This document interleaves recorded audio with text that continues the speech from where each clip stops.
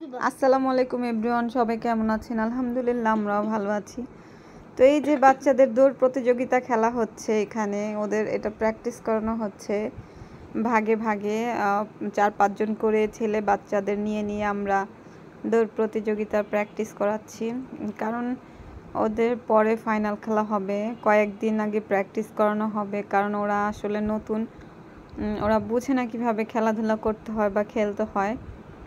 তো আমরা চেষ্টা করতেছি যে সব বাচ্চারাই জানি সুন্দর করে দৌড় দিতে পারে বা দৌড় খেলাটা খেলতে পারে। তো সেই জন্যই আসলে শেখানো। তারপরে পরবর্তীতে ইনশাল্লাহ আমরা বড় মাঠে ওদেরকে নিয়ে যেয়ে আমরা খেলাবো। তারপরে ফার্স্ট সেকেন্ড থার্ড হবে, তারপর ওদের পুরস্কারও দেওয়া হবে। তো এইভাবেই প্রত্যেক বছরই সব স্কুলেই বার্ষিক ক্রীড়া প্রতিযোগিতার অনুষ্ঠান করা হয়। তো আমাদের স্কুলেও প্রত্যেক বছর এটা করা হয়। যদিও এটা আমার ফার্স্ট টাইম এই স্কুল জয়েনের। আমি স্কুল অনেক আগেই জব করতাম, বাট আমার বেবি হওয়ার কারণে আমার মিনিমাম 5 বছরের মতো গ্যাপ হয়ে গিয়েছে। তারপরে আবার আমি জয়েন করেছি আমার ছেলেটা বড় হওয়ার পরে। তো সব কিছু মিলেই তো আলহামদুলিল্লাহ।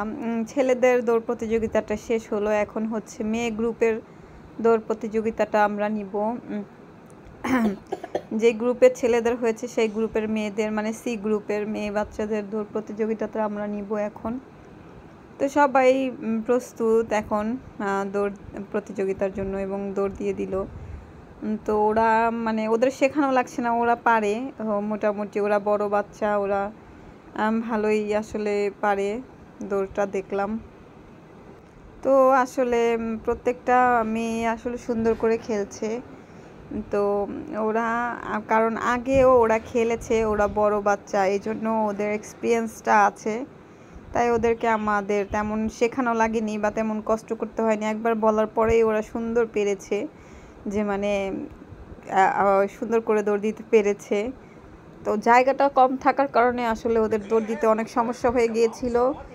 স্পেসটা আসলে আমাদের কম, সেই জন্য স্পেসের কারণে দৌড়ের প্রতিযোগিতার জন্য সমস্যা হয়ে গেছে। নেক্সট টাইম আমরা ইনশাল্লাহ বড় একটা মাঠে যাব ওদের খেলাধুলা নেওয়ার জন্য। তো সবাই ভালো থাকবেন, আল্লাহ হাফেজ।